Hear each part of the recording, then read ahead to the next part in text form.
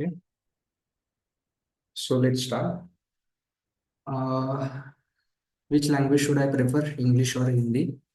Okay, we will keep it bilingual. Okay, English Hindi दोनों में बात करेंगे as ma'am has told me. Okay, is it fine to everyone? Hindi okay, ठीक है।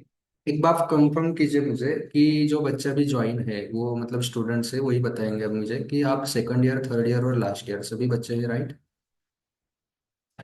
तीनों साल के हैं। थोड़ा इंटरेक्टिव सेशन रखेंगे, आप टाइप करते रहिए। सेकंड ईयर के हैं, थर्ड ईयर के होंगे और लास्ट ईयर के भी होंगे, जैसे कि मैम ने मुझे बताया सभी सेकंड ईयर के हैं, थर्ड ईयर और लास्ट ईयर के भी है कुछ बच्चे।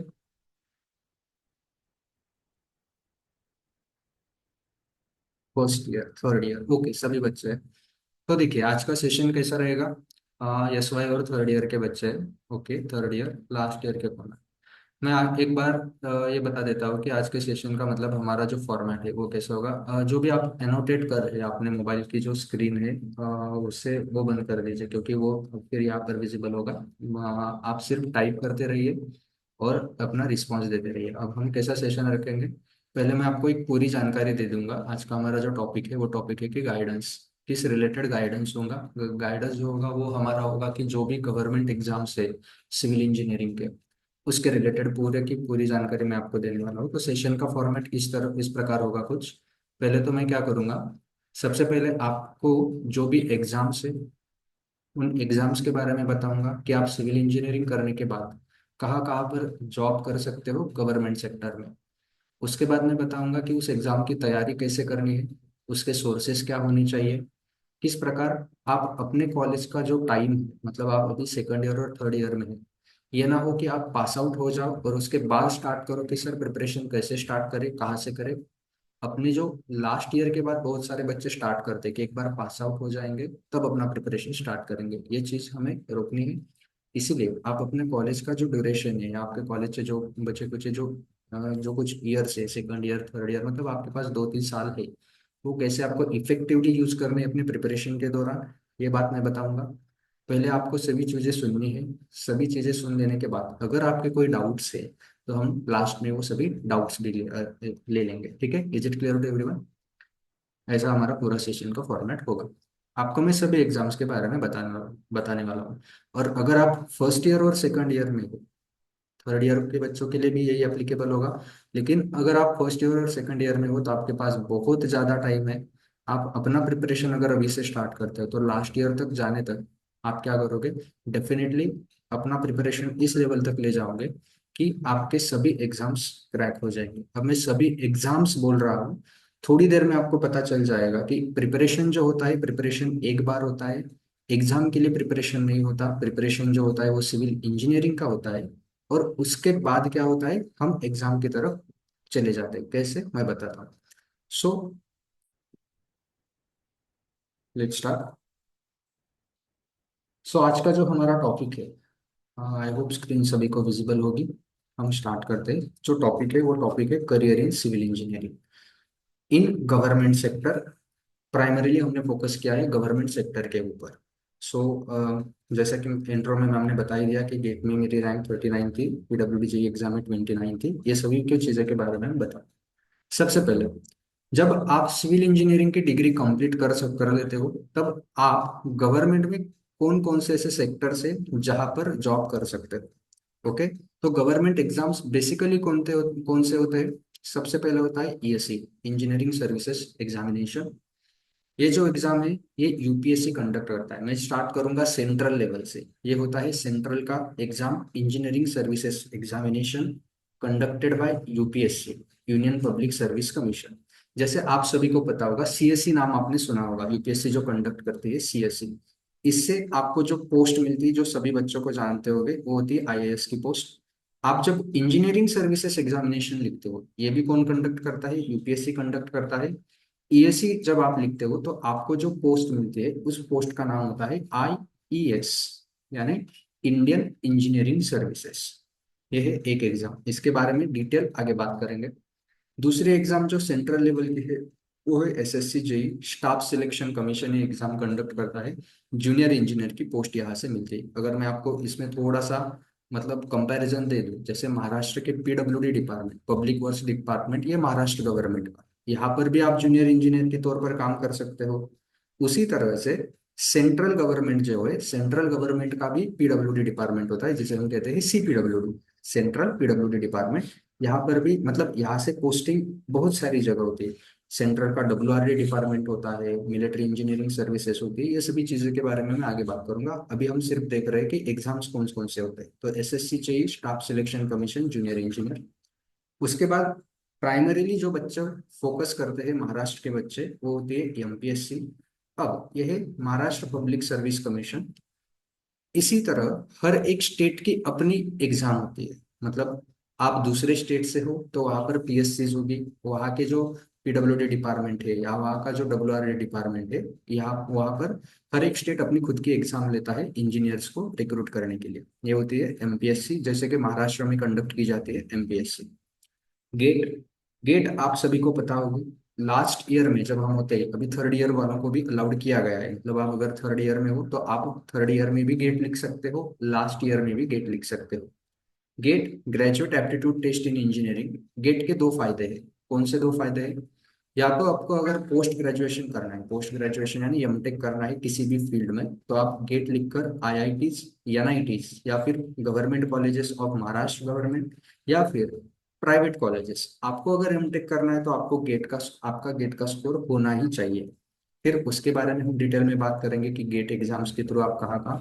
ये तो हो गया अगर आपको पढ़ाई करनी है, पोस्ट ग्रेजुएशन करना है।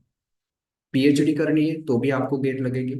या फिर अगर गवर्नमेंट सेक्टर की बात करें या जॉब से रिलेटेड बात करें कि गेट से हमें जॉब मिलती है क्या, तो मिलती है। गेट से हमें जो जॉब्स मिलती है वो होती है पीएसयूज के अंदर। ये होती है पब्लिक सेक्टर यूनिट्स। ये सेमी गवर्नमेंट कंपनीज या फिर फुल्ली गवर्नमेंट कंपनीज भी होती है। ये भी आगे आएंगे कि कौन से पीएसयूज। अभी यहाँ पर पीएसयूज अलग क्यों लिखा है फिर सर आपने? क्योंकि कुछ कुछ पीएसयूज होंगे, जैसे इसरो हो गया, जैसे कि हो गया एचपीसीएल। कुछ पीएसयूज अपनी खुद की एग्जाम कंडक्ट करते हैं, मतलब ये गेट से रिक्रूट नहीं करेंगे, ये अपनी खुद की एग्जाम कंडक्ट करेंगे, इसलिए मैंने पीएसयू ये अनदर ऑप्शन रखा हुआ है। और फिर आते हैं अदर एग्जाम्स, जैसे कि महाराष्ट्र के अगर आप हो तो आपने सुना होगा डायरेक्ट रिक्रूटमेंट एग्जाम्स या फिर सरल सेवा भर्ती। सुना है ये नाम सभी ने? यस, कंफर्म कीजिए, सरल सेवा एग्जाम्स, ऐसा कुछ सुना है आप सभी ने? अभी अगर आपने आपसे आप में से किसी ने डिप्लोमा किया हुआ है और डायरेक्ट सेकंड ईयर एडमिशन होंगे, तो आपको पता होगा कि सरल सेवा क्या होती है या फिर डायरेक्ट रिक्रूटमेंट एग्जाम्स क्या होते हैं। पता है? सुना है नाम डायरेक्ट रिक्रूटमेंट एग्जाम्स? जैसे पीडब्ल्यूडी का हो गया, डब्ल्यूआरडी का हो गया, उसके बाद पीपीए, उसके बाद क्या आता है, और सीए के पोस्ट होते हैं, ये सभी आता है अदर एग्जाम्स के कॉलम में। तो इन सभी एग्जाम्स के बारे में हम क्या करेंगे, पहले डिटेल में जानेंगे कि कौन से एग्जाम का प्रिपरेशन कैसे करना चाहिए, उसका फॉर्मेट क्या होता है, और फिर एट द एंड मैं आपको बताऊंगा कि इन सभी एग्जाम्स के लिए आपको एक साथ प्रिपरेशन कैसे करना है। ठीक है? सो सबसे पहले एग्जाम आती है इंजीनियरिंग सर्विसेज की एग्जाम, यानी यू कंडक्टेड बाय यूपीएससी। ये जो एग्जाम है ये यूपीएससी कंडक्ट करता है, इंजीनियरिंग सर्विसेज एग्जामिनेशन। और जैसा कि मैंने आपको इसके बारे में बताया, इससे जो आपकी पोस्ट मिलती है उस पोस्ट का नाम होता है इंडियन इंजीनियरिंग सर्विसेज यानी आईईएस। अब सर आईईएस का रोल क्या होगा या फिर आईएएस कौन से डिपार्टमेंट में होगा? जैसे कि मैंने बताया वो होगा सीपीडब्ल्यूडी डिपार्टमेंट या फिर मिलिट्री इंजीनियरिंग सर्विसेज या फिर बॉर्डर पर जो इंजीनियर्स होते हैं उनके रिक्रूटमेंट भी इसी में से होगी। वो बहुत सारी चीजें, लेकिन हमें सबसे पहले चीज क्या पता होनी चाहिए कि इसका प्रिपरेशन और इसका पेपर जो होता है वो पेपर कैसा होता है। अब यहाँ से सभी बच्चे अच्छे से ध्यान देंगे। क्यों? क्योंकि आप जब सभी एग्जाम्स देख लेंगे तो आपको ये समझ में आएगा यार, सभी एग्जाम का प्रिपरेशन हमको एक ही चीज में से करना है। जैसे कि आप देख सकते हो, इंजीनियरिंग सर्विसेज अगर आपको क्रैक करनी है या फिर ये एग्जाम देनी है तो उसके होते हैं 3 स्टेजेस, स्टेज 1, स्टेज 2 और स्टेज 3। स्टेज 1 जो होगा, जिसे आप सभी प्रीलिम्स कहते हैं यानी प्रिलिमिनरी स्टेज, ये होती है ऑब्जेक्टिव टाइप। ऑब्जेक्टिव टाइप यानी एमसीक्यूज इस एग्जाम में हो गए, यहाँ पर आप देख सकते हो ऑब्जेक्टिव टाइप पेपर्स होते हैं। यहाँ पर दो पेपर हो गए। पहला पेपर होगा general studies and engineering aptitude और दूसरा पेपर होगा सिविल इंजीनियरिंग का। पहले पेपर का जो ड्यूरेशन होगा जो जनरल स्टडीज का है वो होगा 2 आवर्स का, और मैक्सिमम मार्क्स यानी आउट ऑफ 200। और पेपर टू जो होगा वो होगा सिविल इंजीनियरिंग के ऊपर, जिसके टाइम होगा 3 आवर्स और मैक्सिमम मार्क्स होंगे 300, यानी टोटल आपका पेपर होगा 500 मार्क्स का। सॉरी, टोटल पेपर कितना होगा आपका? 500 मार्क का पेपर होगा। एक्सक्यूज मी, 500 मार्क का आपका टोटल पेपर होगा। अब सर यहाँ पर आपने लिखा है general studies and engineering aptitude. इस सेक्शन में आपको क्या पढ़ाई करनी है? General studies. अब यूपीएससी का जो आईएएस एग्जाम आप सभी ने सुना होगा, वहां पर जो जनरल स्टडीज होती है वहां पर हिस्ट्री होता है, ज्योग्राफी होता है, पॉलिटी होता है, या फिर जीके यानी करंट अफेयर्स होता है। लेकिन जो ईएससी यानी आईईएस की एग्जाम होगी, उसका जो जनरल स्टडी होगा वहां पर सब्जेक्ट होंगे कौन से? जो आपने ज्यादातर, अगर आपने फर्स्ट ईयर में हो, आपके फर्स्ट ईयर में इंजीनियरिंग केमिस्ट्री होगा, इंजीनियरिंग फिजिक्स होगा, या फिर एनवायरमेंटल स्टडीज, आईसीटी, कंप्यूटर के रिलेटेड ये सब्जेक्ट है। यानी जनरल स्टडीज नाम है, लेकिन सब्जेक्ट जो है वो सभी टेक्निकल सब्जेक्ट्स होते हैं। यहाँ पर ना आपको हिस्ट्री पढ़ने की जरूरत है, ना यहाँ पर आपको पॉलिटी पढ़ने की जरूरत है, ना ही आपको ज्योग्राफी पढ़ने की जरूरत है, क्योंकि ये इंजीनियरिंग से रिलेटेड एग्जाम है। और इंजीनियरिंग से रिलेटेड होने की वजह से, या इसका जो जनरल स्टडीज है वो भी इंजीनियरिंग से रिलेटेड ही होगा। वो सब्जेक्ट की लिस्ट कौन कौन से सब्जेक्ट होते हैं, जैसे हमारा लेक्चर खत्म होगा मैं आप सभी को इसके लिस्ट भेज दूंगा, ठीक है। और उसके अंदर इंक्लूडेड है इंजीनियरिंग एप्टीट्यूड। एप्टीट्यूड यानी क्या? यहाँ पर होता है इंजीनियरिंग मैथमेटिक्स और इंजीनियरिंग एप्टीट्यूड, जहाँ पर आता है आपका रीजनिंग, टाइम, स्पीड, डिस्टेंस, इस जैसे के टॉपिक्स। उसके बाद होता है वर्क, जो भी एप्टीट्यूड से रिलेटेड प्रॉब्लम्स है वो सभी यहाँ पर कवर होंगे। ये कितना होगा? 2 आवर्स का पेपर फॉर 200 मार्क्स। और पेपर टू सिविल इंजीनियरिंग, यानी सर इसमें कौन से सब्जेक्ट इंक्लूडेड होंगे? जो भी सब्जेक्ट आप इंजीनियरिंग में सेकंड ईयर से लेकर लास्ट ईयर तक पढ़ते हो, हर सेमिस्टर में कम से कम आपके आपके 5 सब्जेक्ट्स होंगे। जितने भी सब्जेक्ट्स आप पढ़ते हो वो सभी सब्जेक्ट आपको इस इन 3 घंटे में पूछे जाएंगे। और उसके मार्क्स कितने होंगे? 300 मार्क्स होंगे। यानी पूरी की पूरी सिविल इंजीनियरिंग आपको पढ़नी है। एमसीक्यू टाइप एग्जाम होगा, और आपको इन सभी सब्जेक्ट्स को 3 आवर्स में कंटिन्यू मतलब कंप्लीट करना होगा। ये हो गया प्रीलिम्स। उसके बाद आता है इंजीनियरिंग सर्विसेज का मेंस का एग्जामिनेशन। अगर आप प्रीलिम्स क्वालिफाई करते हो, प्रीलिम्स क्वालिफाई करने के बाद आपका मेंस होगा। इसे कहते हैं स्टेज 2 एग्जामिनेशन। और ये जो होता है ये होता है conventional type paper. Sir conventional type paper यानी क्या होता है? ये होगा डिस्क्रिप्टिव। अब डिस्क्रिप्टिव यानी आप अगर सेकंड ईयर में हो, आपके जो सेमिस्टर के एग्जाम्स हुए होंगे, तो आप सभी को ये बात पता होगी कि जैसे हम अपना पेपर लिखते हैं, जैसे कि हम एग्जांपल ले, जैसे आरसीसी का सब्जेक्ट लेते हैं, रेनफोर्स कंक्रीट, आपको क्वेश्चंस कैसे होंगे कि design a column, design a slab, या फिर डिजाइन अ बीम, ऐसे क्वेश्चंस हो गए। अगर आप एनवायरमेंटल इंजीनियरिंग पढ़े होगे तो आपको क्या होगा? डिजाइन अ सेप्टिक टैंक, या फिर डिजाइन अ सेडिमेंटेशन टैंक। अगर आपने हाइड्रोलॉजी का स्टडी किया है तो आपको क्या होगा कि हाइड्रोग्राफ ड्रॉ कीजिए, यूनिट हाइड्रोग्राफ से हाइड्रोग्राफ के कोऑर्डिनेट ड्रॉ कीजिए। इस तरह से कन्वेंशनल टाइप पेपर जो हम हमारे सेमिस्टर्स में लिखते हैं, वैसा ही पेपर होता है इंजीनियरिंग सर्विसेज मेंस का। लेकिन बात और फर्क सिर्फ यही है कि आप सेमिस्टर में जब एग्जाम दोगे तो आपका एक दिन में 3 घंटे का एक ही सब्जेक्ट के ऊपर पेपर होगा। लेकिन जब आप इंजीनियरिंग सर्विसेज का मेन का पेपर लिखने जाओगे, यहाँ पर भी आप देख सकते हो पेपर 1 और पेपर 2 होगा। एक पेपर 3 आवर्स का होगा, उसके मैक्सिमम मार्क 300 हो गए। लेकिन यहाँ पर सब्जेक्ट्स इंक्लूडेड होंगे। पेपर 1 में जो सब्जेक्ट होते हैं वो होते हैं स्ट्रक्चर से रिलेटेड, मतलब कौन कौन से? आपका engineering mechanics, strength of the material, structural analysis, RCC, steel structures, और उसमें प्रोजेक्ट मैनेजमेंट वगैरह भी आते हैं, छोटे छोटे सब्जेक्ट। लेकिन सबसे इंपॉर्टेंट जो सब्जेक्ट होते हैं, जो भी स्ट्रक्चर से रिलेटेड सब्जेक्ट है, वो सभी सब्जेक्ट आपके पेपर 1 में कवर होंगे। और पेपर 2 में जो भी थियरी सब्जेक्ट है, जैसे सर्वे हो गया, हाईवे हो गया, एनवायरमेंटल इंजीनियरिंग हो गया, हाइड्रोलॉजी है, इरिगेशन है, फ्लूइड मैकेनिक्स है, ये सभी सब्जेक्ट आपके पेपर 2 में कवर होते हैं। ठीक है, मतलब यानी आपको क्या करना है, एक ही दिन इन सभी सब्जेक्ट के ऊपर पेपर लिखना है 3 घंटे में। यानी एक सब्जेक्ट में से कितने क्वेश्चन आएंगे? ज्यादा सर 2 या 3 क्वेश्चन आते हैं, 2 या 3 क्वेश्चन एक सब्जेक्ट में आएंगे। आपको क्या करना है, पूरे सेकंड ईयर से लेकर लास्ट ईयर के सभी सब्जेक्ट्स की पढ़ाई करनी है, और वो पेपर लिखना है एक ही दिन में। ये पेपर 1 पेपर 2, ठीक है, 3 आवर्स, 3 आवर्स का 300 maximum marks, 300 maximum marks, total 600 marks. ये हो गए 500 मार्क्स, ये हो गए 600 मार्क्स। जब आप मेंस क्वालिफाई करते हो तो आपकी होती है पर्सनालिटी टेस्ट। पर्सनालिटी टेस्ट यानी आपका इंटरव्यू कंडक्ट किया जाएगा, और जब आपका इंटरव्यू फाइनली आप इंटरव्यू में सिलेक्ट हो गए, तब आपकी जो लिस्ट लगती है कट ऑफ की, उसमें अगर आपका नाम आ गया तो आप बनते हो इंडियन इंजीनियरिंग सर्विसेज में, आईएएस की पोस्ट आपको मिल जाती है।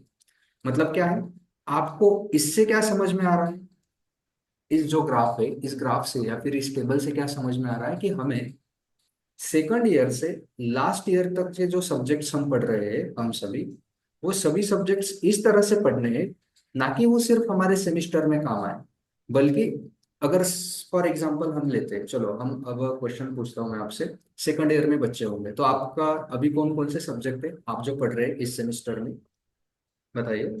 शॉर्ट में नाम बताएंगे तो भी पता चल जाएगा। सेकंड ईयर में जो बच्चे हैं या फिर थर्ड ईयर में, आप सब्जेक्ट बताइए कि अभी आप कौन सा सब्जेक्ट पढ़ रहे हैं।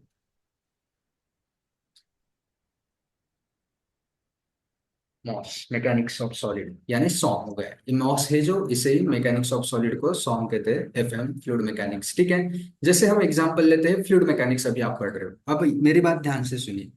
अगर आपको अपना टाइम बचाना है, कब, जब आप पास आउट हो जाएंगे, क्योंकि सेम चीज आप दोबारा करोगे, क्योंकि बच्चों को क्या होता है, जब हम कॉलेज में होते हैं ना, तब ये चीजें कोई बताता नहीं, या फिर ये चीजें पता नहीं होती कि यार गवर्नमेंट एग्जाम के लिए प्रिपेयर करना है, यही सब वापस जाके पढ़ना है। लेकिन क्या होता है कि सेमेस्टर में हम क्या पैटर्न फॉलो करते हैं, हाँ एग्जाम में इतना आने वाला है, हम इतने ही टॉपिक्स करेंगे और उन टॉपिक्स में से पास हो जाएंगे। यस। लेकिन हमें क्या करना है, अब हम अगर एफएम पढ़ रहे हैं, एफएम अगर हम अब पढ़ रहे हैं तो क्या करना है, ठीक है, आपको एफएम के लिए कम से कम 3-4 महीने का वक्त मिलेगा। अब आपको 5 सब्जेक्ट के लिए 3-4 महीने का वक्त मिलता है, ठीक है। लेकिन जब आप पास आउट हो जाओगे तो आपको एक साल में सभी सब्जेक्ट्स पढ़ने पड़ते हैं, अगर आपने प्रिपरेशन तब स्टार्ट किया।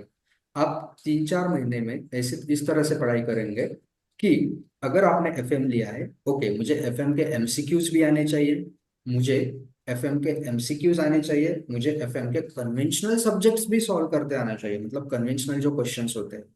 तो आप क्या करोगे, ओके, आपने ईएससी का सिलेबस उठाया, उसमें एफएम है, एफएम के टॉपिक्स देखे, वो कॉमन टॉपिक्स ढूंढेंगे कि ये हमारे सेमिस्टर में भी है, ये इस एग्जाम में भी है, तो इससे रिलेटेड कौन से क्वेश्चन एग्जाम में पूछे गए हैं, कौन से एग्जाम में, ईएससी के एग्जाम में। अरे टॉपिक तो सेम है, क्वेश्चंस भी सेम है, हम इसके नोट्स अभी बना लेते हैं, ठीक है, अभी हम एग्जाम नहीं दे सकते, लेकिन जब पास आउट हो जाएंगे तब हम यही नोट्स यूज करेंगे, क्योंकि तब हमें सिर्फ रिवीजन करनी होगी, ना कि फिर से एफएम स्टार्टिंग से पढ़ना होगा। मैंने ये एक सब्जेक्ट के लिए ही बताया। आप ये पूरा प्लानिंग अभी से अगर स्टार्ट करते हो फर्स्ट ईयर या सेकंड ईयर से, तो लास्ट ईयर तक आप सभी सब्जेक्ट का बेसिक जो नॉलेज होता है, बेसिक कंसेप्ट जो होते हैं, पेपर कैसे लिखा जाता है, ये सब चीजें पढ़े होंगे। अगर आप लास्ट ईयर के बाद फिर से एक साल अच्छी तरह से पढ़ाई करते हो, तो आप कौन सा भी एग्जाम क्रैक करोगे। अब मैंने ये ईएससी के बारे में ही सभी क्यों बता दिया, क्योंकि देखो ईएससी जो होता है, ये ईएससी आपने मैथ्स पढ़ा होगा शायद, ठीक है, फर्स्ट ईयर में ही तो आप मैथ्स पढ़े होगे।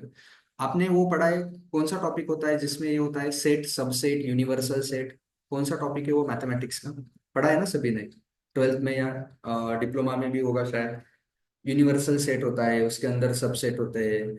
ईएससी जो है, ईएससी और गेट, ये एग्जाम एक यूनिवर्सल सेट है। यूनिवर्सल सेट के यानी क्या, इसके अंदर सब कुछ आ जाता है। मतलब आपने अगर ईएससी का प्रिपरेशन किया या फिर आपने अगर गेट का प्रिपरेशन किया, तो आपको किसी भी एग्जाम के लिए अलग से प्रिपरेशन करने की जरूरत नहीं है। मैं अपने एक्सपीरियंस से बताऊं, मैंने जो प्रिपरेशन किया था वो ईएससी और गेट के लिए किया था, ईएससी और गेट के लिए प्रिपरेशन किया, और उसी की वजह से मेरा पीडब्ल्यूडी में, मतलब जो भी एग्जाम्स आते हैं महाराष्ट्र में, वो सभी एग्जाम आपके भी निकल जाएंगे। मैंने उनके लिए अलग से ना नोट्स बनाए, ना अलग से वो एग्जाम के लिए प्रिपेयर किया। ये सब अगर प्रिपेयर कर लिया, इसे इसलिए मैं ईएससी को यूनिवर्सल सेट बोलता हूँ। और जो भी बाकी एग्जाम्स है वो सबसेट होंगे, सबसेट होंगे यानी क्या, ईएससी का जो सिलेबस है उसका कुछ परसेंट सिलेबस उस एग्जाम में होगा। इसलिए मैं आपको बता रहा हूँ, आप टारगेट रखो ईएससी का या फिर गेट का। मैं ये नहीं कह रहा कि आपको पीएसयू में जाना है या आपको सेंट्रल गवर्नमेंट में के जाना है, क्योंकि कुछ बच्चों का होता है हमें स्टेट गवर्नमेंट में ही क्या करना है, प्रिपरेशन करना है, ठीक है। तो आपको क्या करना है, टारगेट रखना है एक बड़े एग्जाम का, ताकि आपका पूरा सिलेबस अच्छी तरीके से कंप्लीट हो जाए।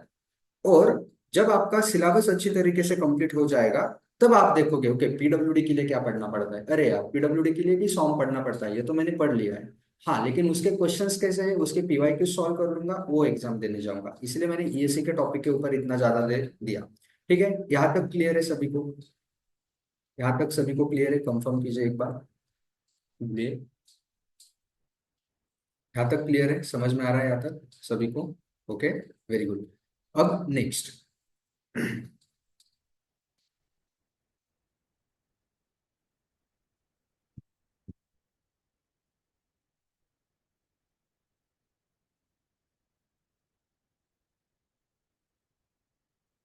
नेक्स्ट एग्जाम जो मैंने बताया था सेंट्रल एग्जाम्स के बारे में हम बात कर रहे हैं। अब देखो, ये है एसएससी जेई का एग्जाम। एसएससी जेई यानी क्या? स्टाफ सिलेक्शन कमीशन, जो सेंट्रल गवर्नमेंट कंडक्ट करता है। इससे जूनियर इंजीनियर की पोस्ट आपको मिलती है, जूनियर इंजीनियर की सेंट्रल डिपार्टमेंट में। अब इस एग्जाम का फॉर्मेट अगर आप देखोगे तो आपको समझ में आ जाएगा कि क्यों मैं आपको बता रहा था कि एक बार प्रिपरेशन करो। देखो यहाँ पर भी प्रीलिम्स होगा, यहाँ अरे सॉरी, यहाँ पर भी प्रीलिम्स होगा, यहाँ पर भी मेंस होगा। प्रीलिम्स होगा, मेंस होगा।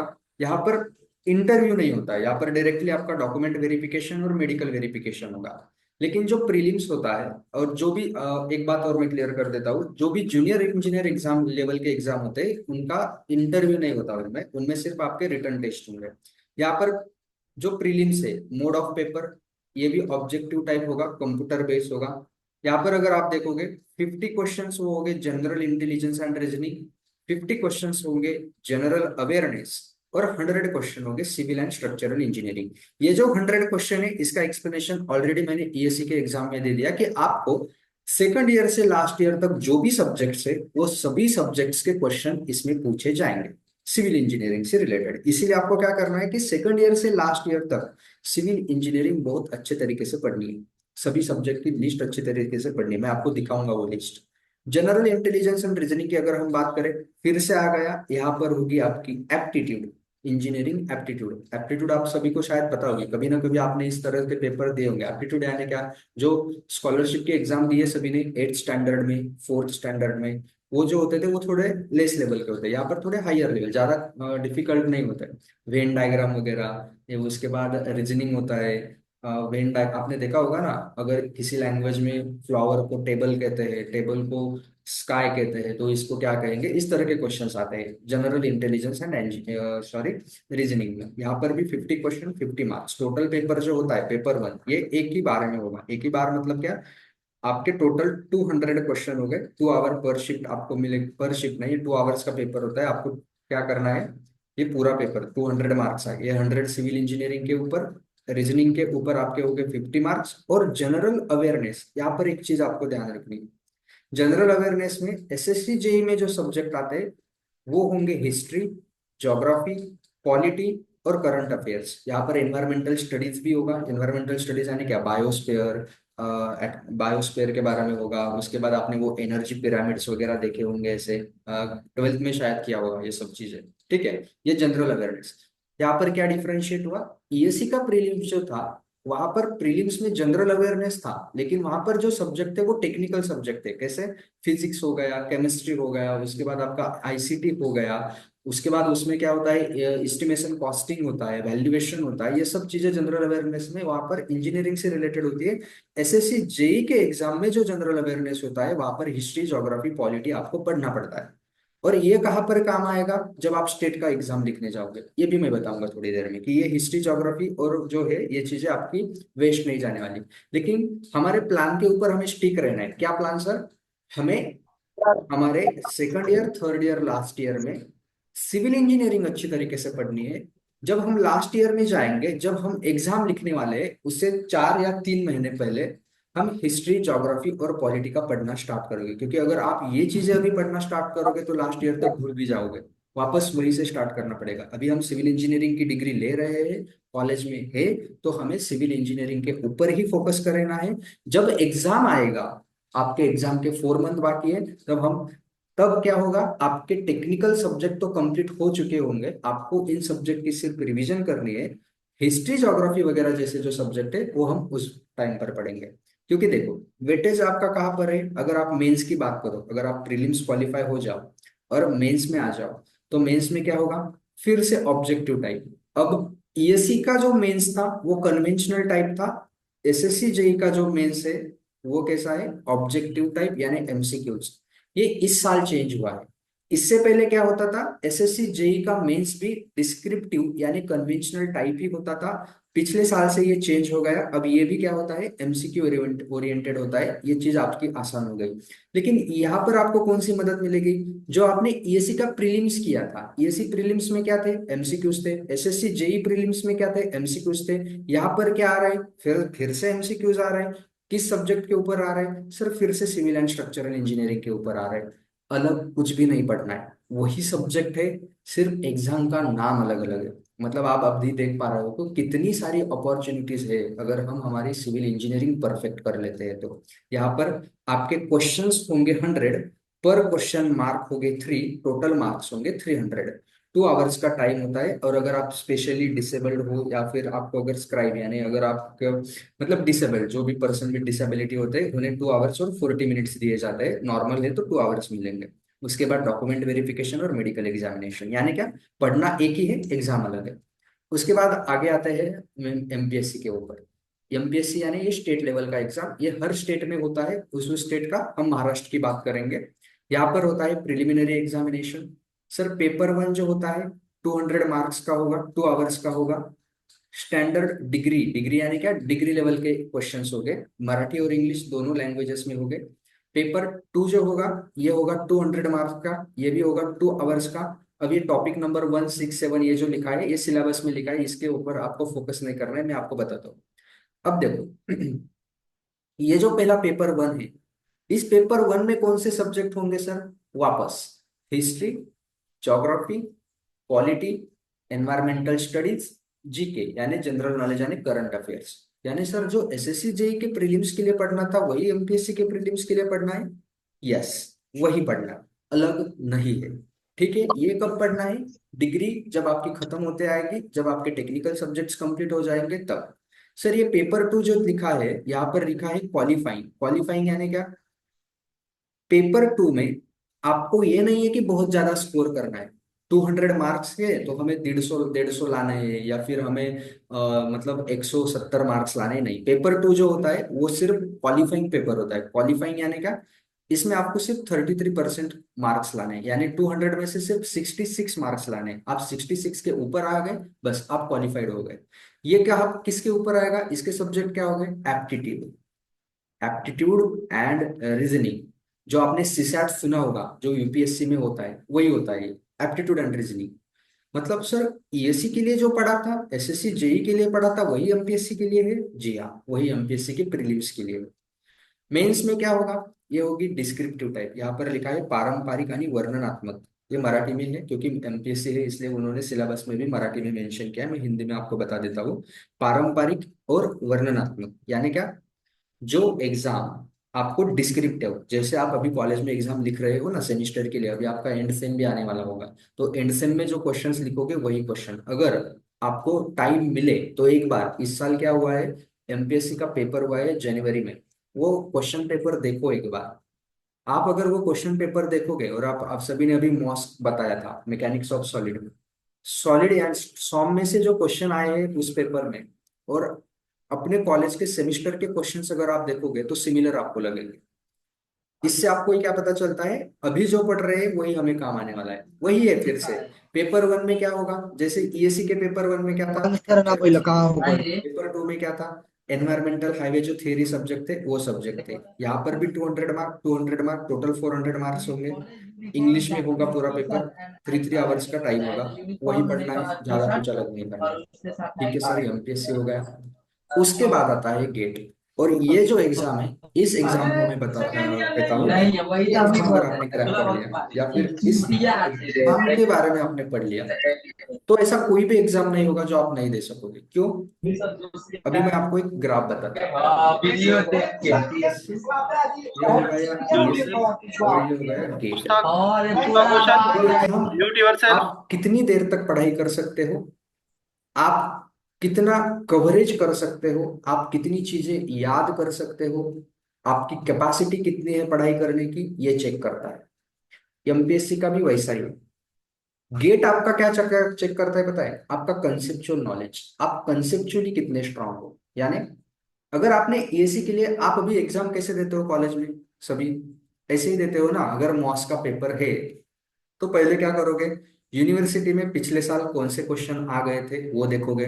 आप कोई ना कोई बुक लोगे, उसमें देखोगे कि यूनिवर्सिटी में पिछले साल कौन कौन से क्वेश्चंस पूछे गए हैं, उससे रिलेटेड नोट्स देखोगे। जो स्टेप्स होंगे डिजाइन ऑफ कॉलम के, स्टेप 1, स्टेप 2, स्टेप 3, ये याद कर लोगे, रट लोगे। उसमें कोई कंसेप्ट मतलब समझ में आए ही, ये हम फोर्स नहीं करते कॉलेज के दौरान, ठीक है। आप अगर एसी के लिए भी ऐसा करो ना एक हद तक तो ये हो जाएगा। लेकिन उसमें क्या होगा कि आपको कवरेज ज्यादा रखना पड़ेगा। यहाँ पर कंसेप्ट की जरूरत पड़ती है ऐसे नहीं, लेकिन अगर आपकी याद करने की कैपेसिटी है, सिटिंग कैपेसिटी ज्यादा है, तो ये कर लोगे। गेट का क्या होता है, यहाँ पर कंसेप्ट होंगे। कंसेप्ट यानी अगर आपको कंसेप्ट पता नहीं है, अगर आप कंसेप्चुअली वीक हो, तो फिर आप फंस जाओगे। गेट क्या होता है इसके बारे में मैं पहले बता देता हूँ। ये कंप्यूटर बेस्ड एग्जाम है, 3 आवर्स इसका ड्यूरेशन होता है। ये 27 पेपर होते हैं, यानी मैकेनिकल, सिविल, इलेक्ट्रिकल, सभी ब्रांचेस, बहुत सारे ब्रांचेस के पेपर होते हैं। यहाँ पर जनरल एप्टीट्यूड होगा, और कैंडिडेट सिलेक्टेड सब्जेक्ट यानी हमारे लिए होगा सिविल इंजीनियरिंग। गेट में जो क्वेश्चंस आते हैं वो तीन, क्यों मैंने गेट को कंसेप्चुअल बोला ये आपको अभी पता चलेगा। गेट में 3 टाइप के क्वेश्चंस आएंगे, एक होंगे एमसीक्यूज, एक होंगे एमएसक्यू, और एक होंगे एनएटी। एनएटी यानी क्या, numerical answer type question. MCQ यानी क्या, क्वेश्चन होगा, उसके 4 ऑप्शंस होंगे, उसमें से करेक्ट ऑप्शन सिलेक्ट करना है, एक ऑप्शन करेक्ट होगा। सर एमएसक्यू क्या होता है? एमएसक्यू जो होता है वो देखो अब कैसा होगा, कि एक क्वेश्चन है, उसमें से 4 ऑप्शन आपको दिए होंगे, 1 2 3 4 ऑप्शन है। एमएसक्यू में क्या होता है, हो सकता है 2 ऑप्शन करेक्ट हो, सेकंड और थर्ड ऑप्शन करेक्ट हो सकता है 3 ऑप्शन करेक्ट हो सकता है 4 ऑप्शन करेक्ट हो।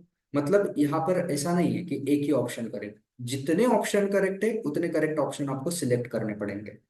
और एक होता है NET type question, numerical answer type, यानी सर यहाँ पर ऑप्शन नहीं होगा, क्वेश्चन दिया होगा, क्वेश्चन सॉल्व करना है, न्यूमेरिकल सॉल्व करना है, और लास्ट में जाकर क्या करना है, अगर आपका आंसर आया 27.02 कैलकुलेटर के ऊपर कैलकुलेट करने के बाद, तो आपको वहां पर माउस की मदद से टाइप करना है 27.02, ये आपको टाइप करना है। मतलब यहाँ पर आपके कंसेप्ट और आपको खुद के ऊपर इतना कॉन्फिडेंस होना चाहिए कि ओके सर मैंने न्यूमेरिकल सॉल्व कर लिया।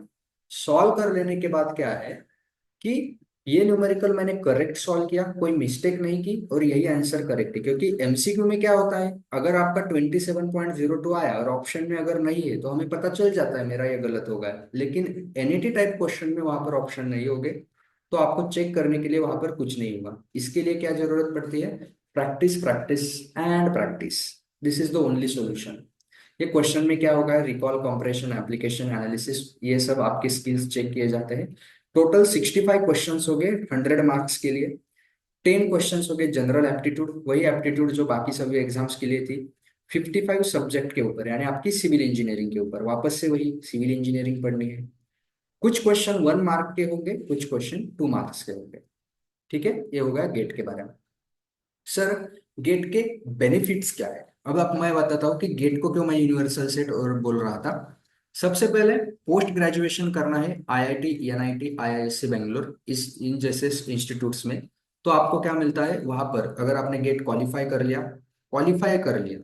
अब मैं आपको एक डाटा बताता हूँ, क्वालिफाइंग स्कोर होता है 30 to 34 के आसपास सिविल इंजीनियरिंग का, आउट ऑफ 100। मतलब आप सोच सकते हो, टोटल 1 लाख बच्चे हर साल अपियर होते हैं, उसमें से 16,000 बच्चे मिनिमम क्वालिफाई करते हैं, मतलब 16,000 वो लेते हैं। मतलब जो 16,000 बच्चे होंगे वो 30 to 34 के ऊपर होंगे। जो बच्चे क्वालिफाई कर लेते हैं और एमटेक को एडमिशन ले लेते हैं, उनको स्टाइपेंड मिलती है मंथली 12,400। मतलब आपका एमटेक का खर्चा आप खुद कर लोगे। ये हर बच्चे को मिलती है मंथली स्टाइपेंड, पर मंथ 12,400 आपको मिलती है। अब मैं यहाँ पर आपको बता रहा हूँ आपके प्लान बी के बारे में। मतलब सर आपने गेट के लिए प्रिपेयर किया, लेकिन आपको कोई एमटेक करके प्राइवेट सेक्टर में जॉब नहीं करना है। फिर सर हम एमटेक क्यों करें, हम एमई क्यों करें? अगर आपको लास्ट ईयर पास आउट होने के बाद अपना खर्चा खुद से करना है और 7वीं गवर्नमेंट एग्जाम्स के लिए प्रिपेयर करना है, तो आप क्या करोगे, गेट को क्वालिफाई कर लोगे, किसी एक कॉलेज में एडमिशन ले लोगे। मतलब कॉलेज में एडमिशन लेने के बाद अपना प्रिपरेशन जारी रखोगे। आपको मंथली ये स्टाइपेंड भी मिलती रहेगी और आपको 2 साल भी मिल जाएंगे। 2 साल में आपके पास एक पोस्ट ग्रेजुएशन की डिग्री भी होगी। आपका खर्चा भी 12,400 is enough for monthly expenses. Monthly expenses इसमें से हो जाता है। 2 साल तक हर मंथ ये मिलता रहेगा और 2 साल तक आप अपना प्रिपरेशन करते रहोगे। अगर आप एमटेक की बजाय डायरेक्टली पीएचडी करना चाहते हो, यानी सर 5 इयर्स का प्रोग्राम होता है, आपकी जैसे ही डिग्री कंप्लीट होगी आपको अगर डायरेक्टली पीएचडी करनी है, इसे बोलते हैं जूनियर रिसर्च फेलोशिप। ये आपको मिलती है 31,000 से लेकर 35,000। मेरे ख्याल से ये अमाउंट अब बढ़कर 38,000 हो गई है। इसको मैंने मॉडिफाई नहीं किया, लेकिन 38,000 शायद हो गई, मंथली मिलती है। लेकिन आपको पूरा 5 साल का प्रोग्राम करना पड़ेगा। मतलब आप एडमिशन लोगे और डायरेक्टली पीएचडी लेकर बाहर पढ़ोगे। कोई अगर प्रोफेसर बनना चाहता है कॉलेज में, किसी को अगर पढ़ने की मतलब अच्छे से क्या है पसंद है, किसी की हॉबी है, तो ये वो लोग ये कर सकते हैं पीएचडी। यही नहीं कि सिर्फ कॉलेज में प्रोफेसर बन सकते हो, इससे आप सीएसआईआर के लैबोरेटरीज जो है वहां पर आपको जॉब भी मिल जाती है एज अ साइंटिस्ट के तौर पर। इवन बार्क जो है, बाबा एटॉमिक रिसर्च सेंटर, आपने सभी ने सुना होगा, बार्क भी अगर आप पीएचडी कर लेते हो तो वहां पर भी वैकेंसीज निकलती रहती है। गेट के थ्रू कुछ यूनिवर्सिटीज है विदेश की जो आपको एडमिशन देती है। मतलब वहां पर आपको ना इंग्लिश की एग्जाम पास करनी पड़ेगी, या फिर आपको वो जो एग्जाम होते हैं, क्या कौन से एग्जाम होते हैं, आईलेट्स वगैरह, वो नहीं करना पड़ेगा आपको। सिर्फ गेट अगर आपने क्वालिफाई की है, जैसे कि national university of Singapore, Nanyang technological university NTU Singapore, technical university of Germany और आरडब्ल्यूटीएच एशियन यूनिवर्सिटी, ये सब जो यूनिवर्सिटीज है, ये 4 यूनिवर्सिटीज गेट के थ्रू रिक्रूट करते हैं, यानी गेट के थ्रू एडमिशन्स देते हैं। ये चीज है जो काफी लोगों को पता नहीं है कि हमें अगर अब्रोड पढ़ने जाना है, एमएस करना है, तो एमएस के गेट के थ्रू कर सकते हैं। Yes you can do. Attractive job offers, अगर आप आईआईटी एनआईटी में जाते हो, वहां पर जो कंपनीज आने वाली है वो होंगी एल एंड टी। जो भी आपने बड़ी बड़ी कंपनी सुनी होगी सिविल के बारे में, प्लेसमेंट देने के लिए वहां पर ये कंपनी जाती है। इसलिए आपको जो जॉब्स होंगे, जिसको प्राइवेट सेक्टर में इंटरेस्ट है, यानी होता है कोई बच्चा होगा आप में से, पता है कि सर आप बता रहे हो किसके बारे में, आप बता रहे हो सभी प्राइवेट गवर्नमेंट के बारे में, गवर्नमेंट के बारे में, लेकिन सर मुझे ऑटो कैड पसंद है, सर मुझे रिवेट पसंद है, सर मुझे स्टैड प्रो पसंद है, सर मुझे ये चीज पसंद है। मतलब मुझे डिजाइन करना अच्छा लगता है, मुझे प्लान बनाना अच्छा लगता है, मुझे किसी बिल्डिंग को डिजाइन करना अच्छा लगता है। ये सब चीजें अगर आपको पसंद है और आप मास्टर्स करना चाहते हो उसमें, स्ट्रक्चरल इंजीनियरिंग में मास्टर्स करके, लेकिन सर क्या है कि हम ऐसा सुनते हैं कि प्राइवेट में इतना जॉब के लिए मतलब पेमेंट नहीं होगा, हमारी ग्रोथ नहीं होगी, इसलिए मैं गवर्नमेंट में शिफ्ट हो रहा हूँ। ऐसी चीज नहीं है। अगर आप प्राइवेट में भी जाते हो, आईआईटी एनआईटी से एमटेक करते हो स्ट्रक्चर्स में या फिर कंस्ट्रक्शन मैनेजमेंट में, और वहां पर आपको कंपनीज भी इसी तरह की मिलेगी, जैसे कि एल वगैरह कंपनी वहां रिक्रूट करने के लिए आएगी, आपका पैकेज भी उसी तरह का होगा। लेकिन कब, जब आप आईआईटी एनआईटी से एमटेक करोगे। अगर कोई प्राइवेट में करना चाहता है तो हम मैं उसके अब क्योंकि आज हम गवर्नमेंट सेक्टर के बारे में डिस्कस कर रहे हैं, उसके बारे में आप मुझसे बाद में पूछ सकते हो। लेकिन अट्रैक्टिव जॉब ऑफर्स गेट के थ्रू मिलते हैं। सबसे बड़ा बेनिफिट होता है पीएसयू सेक्टर्स। पीएसयू सेक्टर्स, और ये तो मैंने बता दिया, फॉरेन कंपनीज भी कभी कभी रिक्रूट करने आएगी। कंपनीज, यूनिवर्सिटी तो लेगी ही, लेकिन कंपनीज भी आएगी। पीएसयू सेक्टर्स के बारे में मैं बताना चाहूंगा। यहाँ पर लिस्ट दी हुई है कि 2023 और 2024 में सिर्फ गेट के थ्रू कितने पीएसयूज ने रिक्रूट किया है, ये मैं आपको बताना चाहता हूँ। अगर आप टॉप 100 में रैंक ले आते हो तो हर एक पीएसयू में आपका सिलेक्शन होगा। हर एक पीएसयू का जॉब पैकेज जो है 14 लाख पर एनम से ऊपर है। IOCL, power grid, HPGCL, DRDO, NPCIL, NHPC, airport authority of India, national highway authority of India, bureau of BIS, आपको सभी होगा, ब्यूरो ऑफ इंडियन स्टैंडर्ड्स पता होगा। फिर बार्क ओसीएस। ओके ओके, इसके बारे में मैं थोड़ा डिस्कस करना चाहूंगा। बार्क और ओसीएस डीजीएफ इस बारे में, ये सर क्या है, ध्यान से सुनिए। बार्क जो है, बाबा एटॉमिक रिसर्च सेंटर, यहाँ पर अगर आपको साइंटिस्ट के तौर पर काम करना है तो आपको 2 साल का वहां पर कोर्स करना पड़ता है। और वो कोर्स के लिए एडमिशन कैसे मिलता है सर, गेट के थ्रू मिलता है। वो गेट के थ्रू शॉर्ट लिस्टिंग करेंगे। या फिर अगर आपका गेट का एग्जाम अच्छा नहीं गया तो ये जो लिखा है ओसीईएस, ये उनकी खुद की एग्जाम होती है। वो खुद की एग्जाम भी लेते हैं या फिर गेट भी लेते हैं, दोनों का वो मतलब दोनों में से रिक्रूट करते हैं, कुछ सीटें गेट के थ्रू लेंगे, कुछ सीटें ओसीएस के थ्रू लेंगे। और आप 2 साल का वहां पर कोर्स करोगे, और कोर्स के बाद वहीं पर जॉब करने लग जाओगे। कहाँ पर? भाभा एटॉमिक रिसर्च सेंटर में। ये सब पीएसयूज है, पीएसपीसीएल, सीबीपीपीएल, डब्ल्यूबीएस, ईडीसीएल, ओएनजीसी, एचपीसीएल का आपने नाम सुना होगा, बीएमआरसी, बिहार पीएचडी। स्टेट में कुछ स्टेट है, कुछ स्टेट के जो पीएसयूज है वो भी गेट के थ्रू लेते हैं, डीएसटी बिहार, बीएसएनएल, एमजीएल। उसके बाद और भी है, आप ये लिस्ट खत्म ही नहीं होगी कौन सी पीएसयूज गेट के थ्रू रिक्रूट करते हैं। राइट्स, ये जो रेलवे का था, ये जो राइट्स है ना, ये रेलवे का है। हरियाणा पावर यूनिट है। मतलब देख लो आप, टीएचडीसी ये अच्छा पीएसयू है, एनएलसी अच्छा पीएसयू है, एचएल के बारे में आपने सुना होगा, हिंदुस्तान एरोनॉटिक्स लिमिटेड। ये सब पीएसयू जो है ये गेट के थ्रू रिक्रूट करते हैं। ये हो गया गेट का। मतलब यहाँ तक हमने क्या देखा कि गेट के थ्रू सर कौन कौन सी अपॉर्चुनिटीज होती है इंजीनियरिंग। नेक्स्ट, इसके बारे में काफी बच्चों को पता नहीं होगा, ये एक चीज मैं आपको एडिशनली बता देना चाहता हूँ, L and T build India scholarship. मतलब हम सिविल इंजीनियरिंग का देख रहे हैं ना कि करियर अपॉर्चुनिटीज कहाँ कहाँ होगी। ये स्कॉलरशिप सांगो प्राइवेट तो है, लेकिन बचाओ। क्योंकि एग्जाम कैटेगरी में आता है इसलिए मैं यहाँ पर डिस्कस करना उचित समझता हूँ। सुनिए, L and T build India scholarship क्या है। एल एंड टी जो कंपनी है, जिसने एमटेक को स्पॉन्सर किया हुआ है, 2 years of full time MTech degree जो है, कौन सा फील्ड में? Construction technology and management. जिन भी बच्चों को अगर सीपीएम पर्ट में इंटरेस्टेड है, कंस्ट्रक्शन टेक्नोलॉजी और मैनेजमेंट में, तो आपको क्या करना है? एमटेक करना है। आपकी गेट अच्छी नहीं गई या फिर गेट के लिए प्रिपरेशन आपका अच्छा नहीं हुआ, आपको मैं यही बता रहा हूँ, आपको हर एक एग्जाम का फॉर्म फिल करना है। क्यों? क्योंकि यहाँ पर सिलेबस अलग नहीं है। L N T build India scholarship के लिए सिलेबस गेट का ही है, एज इट इज गेट का सिलेबस है। अगर आप ये एग्जाम क्रैक कर लेते हो एल एन टी की, उनके शॉर्ट लिस्टिंग में आ जाते हो, तो कौन से 4 इंस्टीट्यूट है? IIT Madras, IIT Delhi, NIT Surathkal और एनआईटी ट्रिची। इन 4 इंस्टीट्यूट में आपको एल एन टी स्पॉन्सर करेगी। किसके लिए? ओके, स्टूडेंट्स म्यूट नहीं है क्या? ठीक है, मैं कर देता हूँ। ठीक है, देखो, एल एन टी आपको स्पॉन्सर करेगी। किसके लिए स्पॉन्सर करेगी? आपके पोस्ट ग्रेजुएशन के लिए। देखिए, वहां पर आपको बेनिफिट्स, ध्यान से सुनिए, बहुत सारी अपॉर्चुनिटीज होती है, हम सब ये अपॉर्चुनिटीज मिस कर देते हैं, और जब पास आउट हो जाते हैं तब सोचने लगते हैं कि अब क्या करना है, अब क्या करना है। आपको ये सब चीजें लास्ट ईयर के पहले ही खत्म कर देनी है कि अब क्या करना है। आज ही डिसाइड कर लो कि ये चीज मुझे करनी है, मुझे सिविल इंजीनियरिंग अच्छे से पढ़नी है, मुझे पोस्ट ग्रेजुएशन अरे करना है, मुझे बाप पीएसयू रे। में जाना है, मुझे एमपीएससी करनी है, सुना मुझे कोणाला? ईएससी करनी है। आज ही डिसाइड करो, 3 साल तक पढ़ाई करो, फिर हो जाएगा। देखो, एल एन टी जो है स्कॉलरशिप जो है, वो क्या क्या उसके बेनिफिट्स है।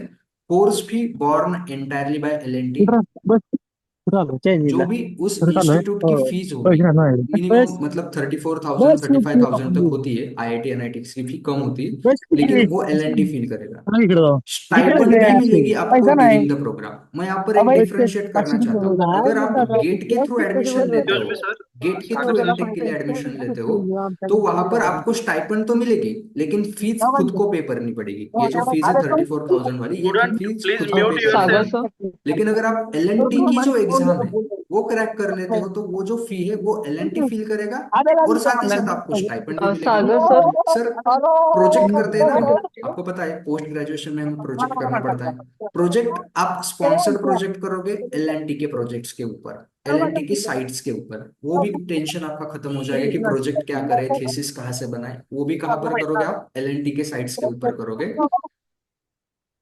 Yes yes, I have muted all the candidate. अभी भी अनम्यूट है क्या स्टूडेंट कुछ? Student join through device vivo V2355, you mute your self.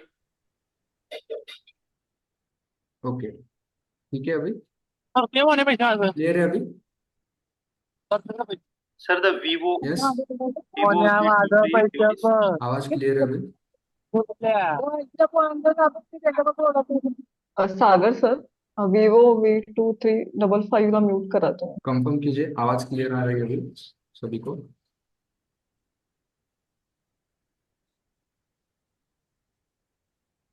Sir voice is clear.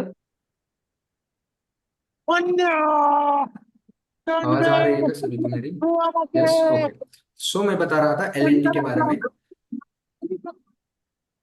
यहाँ पर आपको गाइड करने के लिए जो मेंटर मिलेंगे वो मिलेंगे बीआईएस से, ब्यूरो ऑफ इंडियन स्टैंडर्ड से, एंड आपका कोर्स कंप्लीट होने के बाद आपकी सक्सेसफुल प्लेसमेंट होगी, क्योंकि आप जैसे ही एग्जाम क्वालिफाई कर लेते हो, इसका ही मीनिंग होता है कि आपने प्लेसमेंट मिल गई है। आपको प्लेसमेंट कहाँ पर मिलेगी? एलएनटी में ही मिलेगी। स्टाइपेंड कितनी दी जाती है? गेट के थ्रू दी जा रही थी 12,500, एलएनटी आपको स्टाइपेंड देगा 13,400, यानी ये भी आपको क्या मिलेगी? एक्स्ट्रा मिलेगी। Tuition fee, sponsorship fee, everything will be paid by L N T. उन इंस्टीट्यूट्स को एलएनटी दे देगा। हाँ, हॉस्टल और अकोमोडेशन एंड मेस फीस आपको पे करनी पड़ेगी, ठीक है। और जब आप एलएनटी में प्लेस हो जाओगे कोर्स कंप्लीट करने के बाद, तब आपको वो बॉन्ड कर लेंगे। 5 इयर्स तक एलएनटी में सर्व करना पड़ेगा। बॉन्ड की वैल्यू होगी 5 लाख, यानी अगर आप उससे पहले छोड़ना चाहो तो क्या होगा? ये 5 लाख रुपए आपको वहां पर क्या करने पड़ेंगे? एलएनटी को पे करने पड़ेंगे, तभी आप वो जॉब छोड़ सकते हो 5 इयर्स तक, ठीक है सर। नेक्स्ट हम बात करते हैं अदर एग्जाम्स के बारे में। अब हमारी जो बड़ी लेवल की एग्जाम्स थी, यूनिवर्सल सेट वाली एग्जाम्स थी, वो खत्म हो गई। बहुत से बच्चों का क्वेश्चन होता है कि सर ये डायरेक्ट रिक्रूटमेंट एग्जाम को कैसे पढ़े, इन डायरेक्ट रिक्रूटमेंट एग्जाम को कैसे टॅकल करे। सरळ सेवा भरती तुम्ही नाव ऐकलं असेल मराठीमध्ये, जर तुम्ही डिप्लोमा वगैरह केला असेल तर, यस, सुना होगा आप सभी ने। इनको कैसे टैकल करें मैंने बता दिया। आप सेकंड ईयर फर्स्ट ईयर में हो, आप थर्ड ईयर में हो, 2 साल तक 3 साल तक पूरी सिविल इंजीनियरिंग पढ़ लो। ये मत सोचो मुझे पीडब्ल्यूडी में जाना है, मुझे बीएमसी में जाना है, मुझे डब्ल्यूआरडी में जाना है, मुझे डब्ल्यूसीडी में जाना है, मुझे टाउन प्लानिंग में जाना है। नहीं, ये सब नहीं सोचना है।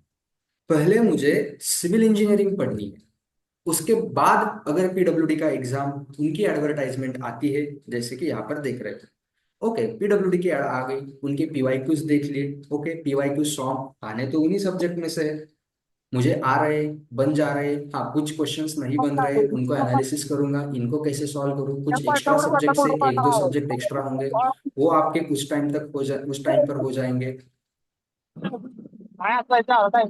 एक मिनट।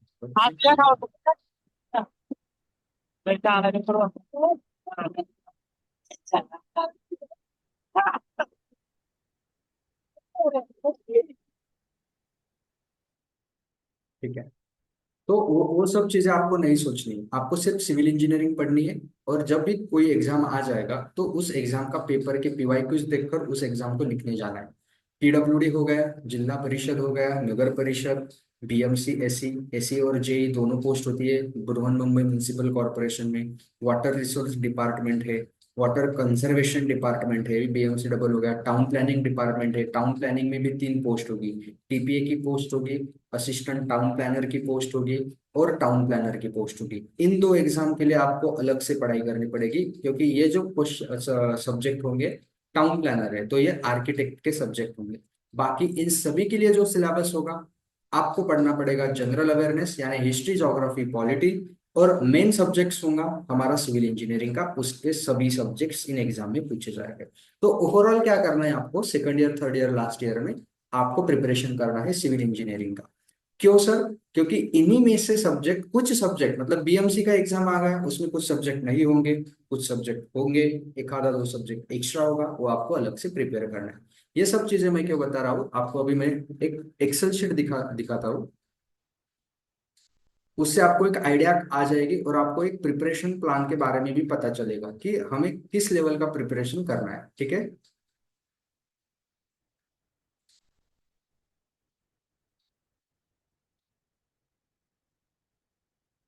सभी को विजिबल है? एक्सेल शीट विजिबल है सभी को? एक बार कंफर्म कीजिए। यस, जस्ट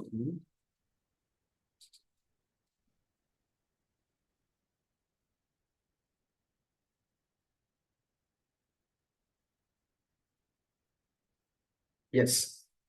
अब आपको पता चलेगा कि क्यों मैं बता रहा था। देखिए आप, मैंने ये शायद से सेमिस्टर अपडेट हो गए होंगे अगर सब्जेक्ट, तो आप वो उस हिसाब से कर सकते हो। लेकिन जब मैंने ये बनाया था तब ये सब्जेक्ट है। देखो, गेट के लिए मैंने देखा है इंजीनियरिंग मैथमेटिक्स, एमपीएससी में भी ये टॉपिक आता है कंप्यूटर एडेड एनालिसिस करके। और जो सब्जेक्ट आपको इसके लिए पढ़ने पड़ते हैं, वो सेमिस्टर में उन सब्जेक्ट का नाम होता है M1, M2, M3, जो कि आप पढ़ते हो सेम 1, सेम 2, सेम 3 में। जनरल एप्टीट्यूड, ये जो जनरल एप्टीट्यूड है ये सभी के लिए कॉमन होगा, ये आप नहीं पढ़ते हो कभी भी, लेकिन ये आपको प्रिपेयर करना पड़ेगा।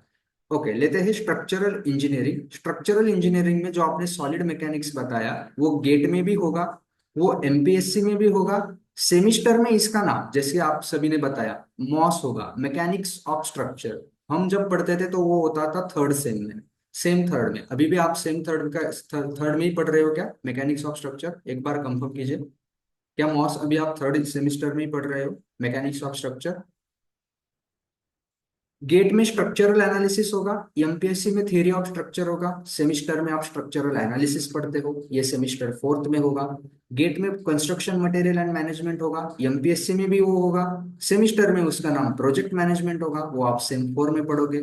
अब होगा क्या, सिर्फ कुछ सब्जेक्ट आपके कॉलेज में नहीं होंगे। क्यों? क्योंकि कुछ सब्जेक्ट आप सभी को पता है क्या, ऑप्शनल होते हैं, यानी इसके जगह वो, जैसे कि इस शीट में आप देख पा रहे होगे कि यहाँ पर मैंने वो चीज भी लिख दी है। देखो कि कौन से सब्जेक्ट, कब कौन सा सब्जेक्ट होगा। इलेक्टिव की जो लिस्ट होती है, इलेक्टिव 1, इलेक्टिव 4, आप कौन से सब्जेक्ट ले सकते हो, वो सभी चीजें मैंने इस एक्सेल शीट में कंबाइन करके लिखी है। ये एक्सेल शीट आपको किसके लिए यूज करना है, अगर आप इसका प्रिंट आउट लेते हो और आपने सामने निकाल कर रख देते हो, तो आपको ये चीज पता चल जाएगी कि मुझे कौन से सेमिस्टर में जो सब्जेक्ट मैं अभी पढ़ रहा हूँ, सपोज आप अभी मॉस पढ़ रहे हो, सॉन्ग पढ़ रहे हो, तो ये सॉन्ग मुझे एमपीएससी में भी काम आने वाला है, यही सॉन्ग मुझे गेट में भी काम आने वाला है। और अगर आप एमपीएससी गेट और ईएससी का प्रिपरेशन कर लेते हो तो आपके जो डायरेक्ट रिक्रूटमेंट एग्जाम्स है, वो डायरेक्ट रिक्रूटमेंट एग्जाम्स अपने आप क्वालिफाई हो जाएंगे। उसका टेंशन नहीं लेना है, आपको पहले सॉन्ग पढ़ना है, आपको एग्जाम नहीं देखनी है। इसलिए मैं बता रहा हूँ कि अपना सेमेस्टर को वेस्ट मत करो। अगर आप एक सेमेस्टर में एक सब्जेक्ट को लिए आपको 3-4 महीने मिल रहे हैं, क्योंकि पास आउट होने के बाद आपको एक साल में सभी सब्जेक्ट पढ़ने पड़ेंगे। अभी आपको एक सब्जेक्ट के लिए कितने मंथ मिल रहे हैं? 3 to 4 मंथ्स मिल रहे हैं। इसलिए क्या हो ये, आपके पास टाइम है। अच्छे से एमपीएससी के प्रीवियस ईयर क्वेश्चंस देखो, गेट के प्रीवियस ईयर क्वेश्चंस देखो, और फिर सेमिस्टर की प्रिपरेशन, जब आपका एग्जाम आएगा सेमिस्टर का तब 4-5 दिन, क्योंकि आप पूरे 3-4 महीने तक सॉन्ग पढ़ चुके हो, सेमिस्टर का एग्जाम आएगा 4-5 दिन तक, उसके प्रीवियस ईयर क्वेश्चंस देखो, वो अपने आप बन जाएंगे अगर आपने 3-4 महीने तक इस सॉन्ग को पढ़ा है तो।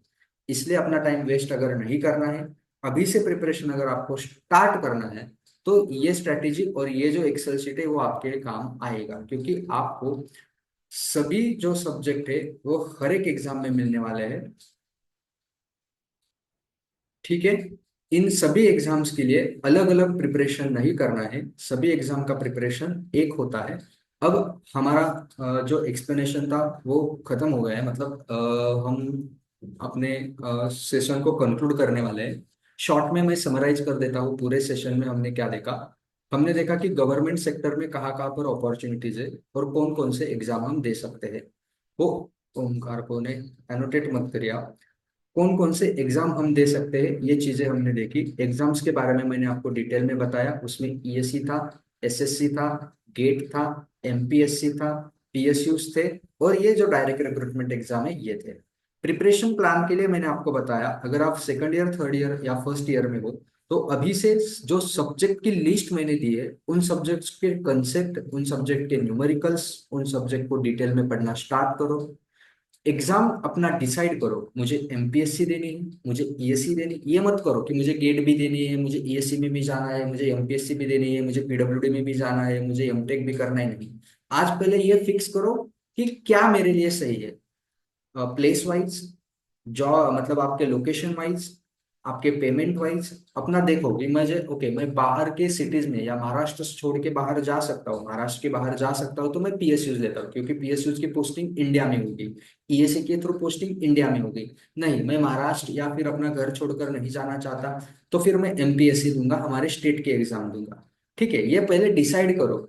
नहीं, मुझे गवर्नमेंट एग्जाम में इतना इंटरेस्ट नहीं है, मुझे प्राइवेट सेक्टर को एक्सप्लोर करना है, मुझे सॉफ्टवेयर सीखना पढ़ने हैं, मुझे क्या करना है, उस प्राइवेट सेक्टर में अपने जो स्किल्स है उनके ऊपर काम करना है, तो मुझे पोस्ट ग्रेजुएशन करना पड़ेगा, मुझे एमटेक अच्छे कॉलेज से पढ़ना पड़ेगा, तो फिर मुझे गेट की पढ़ाई करनी पड़ेगी। पहले अपना क्या करो, गोल क्लियर करो।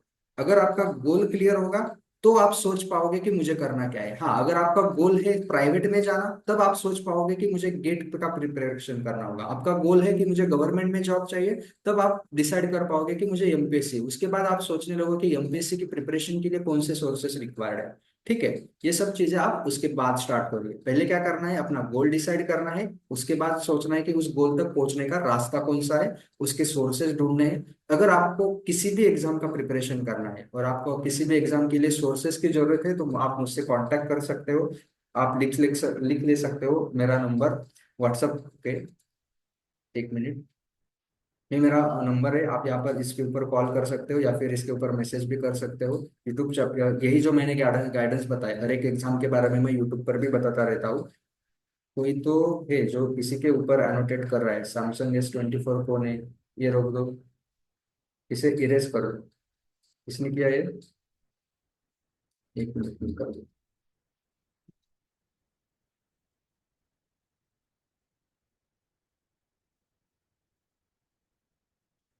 ठीक है। अब क्या करना है आपको, ये जो है नंबर लिख लेना है, या फिर व्हाट्सअप आप इस नंबर के ऊपर कर सकते हो। आप, मेरा यूट्यूब चैनल है, उसकी लिंक मैं भेज दूंगा मैडम को, वो आपको दे देगी। उसके ऊपर जाकर भी यही सब गाइडेंस के बारे में मैं बताते रहता हूँ कि आप कहाँ से पढ़ाई करो, कौन से सोर्सेस यूज करो, वगैरह वगैरह। कोई भी डाउट अगर आज के सेशन के रिगार्डिंग हो तो वो डाउट मुझे कॉल पर या व्हाट्सएप पर पूछ सकते हो। ठीक है, समझ में आ गया आपको सभी को?